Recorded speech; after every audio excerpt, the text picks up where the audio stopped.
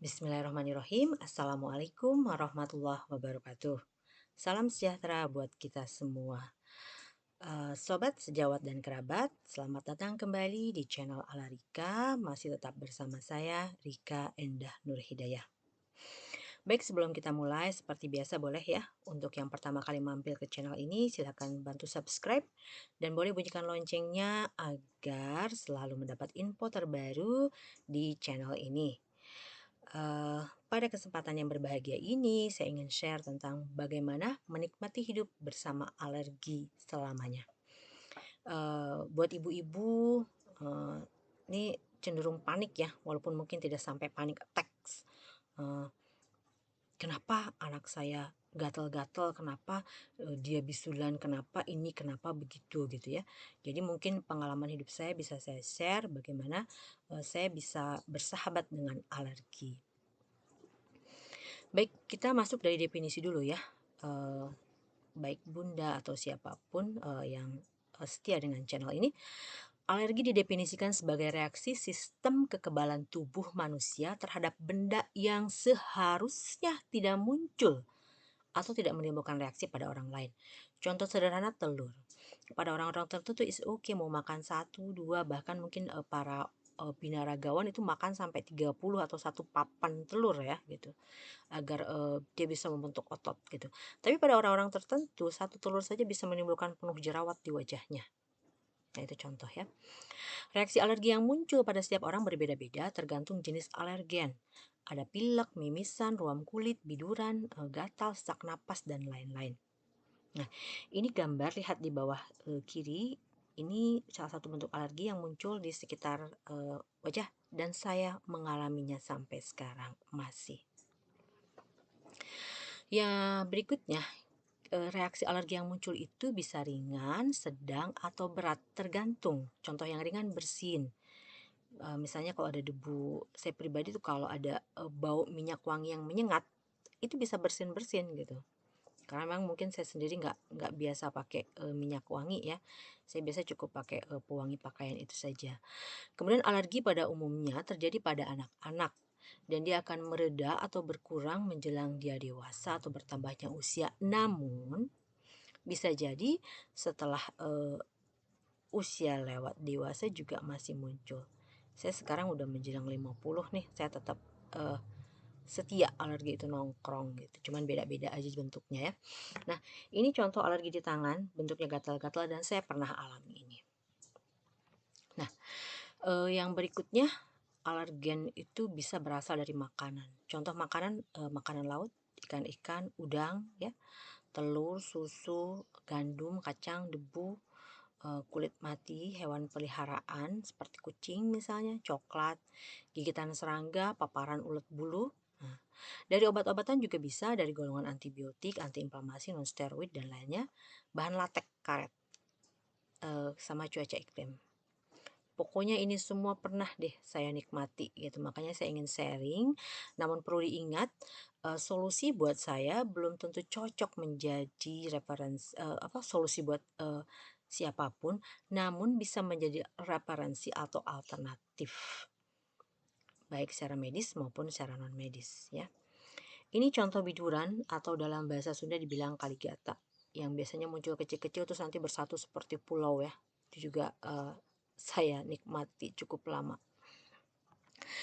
Kemudian diagnosis alergi berdasarkan gejala yang muncul. Ini contoh tes alergi ya yang di bawah ini. Jadi ini pernah dilakukan tes alergi misalnya dengan ini.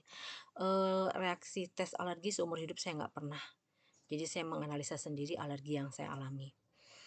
Jadi alergi terhadap sesuatu didiagnosa berdasarkan gejala yang muncul dan aktivitas yang dilakukan sebelum munculnya itu, lalu dibandingkan dengan hasil pemeriksaan fisik. Jadi selama ini saya sih menganalisa sendiri gitu ya. Jadi kalau mau silakan lakukan tes alergi. Nah, jika alergen atau pemicu alergi sudah diketahui, yang paling utama jelas hindari kontak. Itu pengobatan dan pencegahannya. Untuk meredakan gejala yang muncul boleh konsul ke dokter. Biasanya dokter memberikan anti alergi, antihistamin atau kortikosteroid. Dulu kalau waktu kecil saya suka dikasih ibu Insidal ya. atau kadang-kadang saya TM sih kalau udah nggak tahan sekali. Tapi ketika saya masih bisa toleransi, saya tidak pernah mengkonsumsi obat apapun.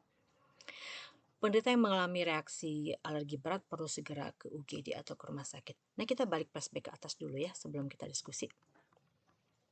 Nah, jadi saya ingin share, ini jenis alergi kalau sepintas seperti herpes nih yang digambar ini, itu saya muncul di sini. Jadi posisinya di sini,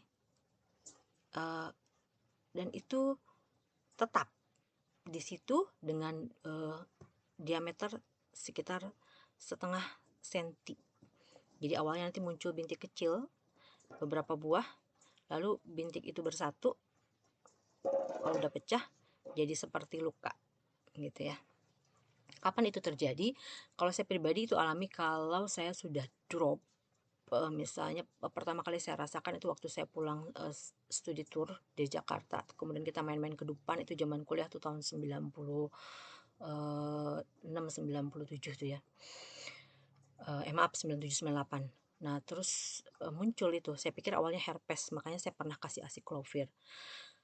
Kemudian muncul 2 atau 3 tahun kemudian ketika saya baru pulang naik gunung dari Sindoro Sumbing. Itu perjalanan maraton. Jadi turun dari Gunung Sindoro saya nyambung ke Gunung Sumbing. Itu muncul juga gitu. Berikutnya saya pernah waktu saya dapat tugas ngawas nih yang paling terbaru, itu sekitar 4 tahun yang lalu. Pulang saya ngawas dari Gorontalo, jadi itu kan perjalanan dalam 5 hari itu ya. Kamis dari Medan ke Jakarta, hari Jumat pagi kita udah pergi ke Makassar, nyambung ke Gorontalo, Sabtu Minggu, Minggu pagi udah balik lagi ke Jakarta, Jakarta balik lagi ke Medan gitu. Sebenarnya yang membuat kita lelah bukan itu, tapi kalau kalau perjalanan tugas itu kita menikmati. Cuman kan setiap kita harus pergi ke bandara tuh kan jam 3 pagi, itu mengganggu siklus tidur kita gitu. Otomatis imun kita agak ngedrop, itu muncul. Ya, terakhir saya muncul sekitar setahun yang lalu, lagi sibuk-libuknya saya disertasi, nyusun konsul bimbingan, ngerjain statistik tuh pusing fisik maupun psikis kita itu munculnya sederhana aja. Nanti dia gatel, saya udah paham kalau dia udah gatel, muncul artinya memang, dan saya sendiri sadar bahwa itu lagi ngedrop gitu ya. Nah, tadi di sini ada juga mimisan dan itu setiap alergi itu muncul. Jadi saya punya gen alergi dari kedua orang tua saya. Jadi ya bisa jadi resesif dan resesif terus muncul ke saya, mungkin jadi dominan ya. Munculnya mimisan juga pernah, itu mimisan waktu saya kelas 2 SMP. Waktu itu saya selalu ikut pramuka, ikut paskibra. Itu mimisan muncul kalau saya udah lelah pulang latihan, biasanya udah mau maghrib tuh kan, saya mau sholat, saya berwudu, biasanya muncul, udah saya berhenti dulu istirahat. Durasi setiap alergi yang saya alami itu berkisar 4 sampai 6 bulan dan nanti dia hilang sendiri ya. Dan setiap anak, saya punya 5 anak dan masing-masing diturunkan alergi yang berbeda-beda. Mimisan ini muncul pada anak saya nomor 1, dia muncul waktu kelas 3 SD. Jadi gurunya terkejut nelpon saya, "Bu, ini anaknya mimisan ya?" Saya sih senyum aja. "Nggak apa-apa, Bu," saya bilang, "istirahat sebentar." Karena memang saya paham itu saya udah tahu, oh ini nih turunnya ke dia gitu ya. Kemudian ini contoh jenis yang kedua nih, gatal-gatal di tangan. Ini kalau dilihat dari dekat ini ada jejaknya ya di kanan dan di kiri.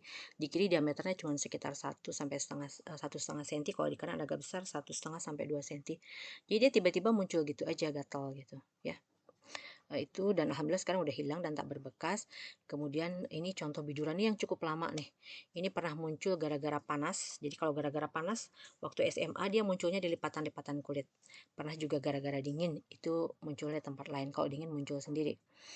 Nah, ini contoh tes alergi. Jadi setiap orang akan menerima alergi itu berbeda-beda reaksinya dan saya rasakan semua gitu. Jadi dari mulai yang biduran, mimisan, kulitnya terkelupas, dan sekarang yang masih bertahan tinggal yang ini ya. Yang ini kalau saya ngedrop itu muncul. Itu bisa jadi setahun sekali, pokoknya kalau udah down banget sih, dan itu cuma sekali aja. Yang lain rata-rata durasinya tadi antara 4 sampai 6 bulan. Oke, itu sih yang bisa saya sharing tentang alergi ya. Jadi bagaimana cara pengobatannya tadi tergantung kita. Sip, mari kita diskusi di kolom komentar.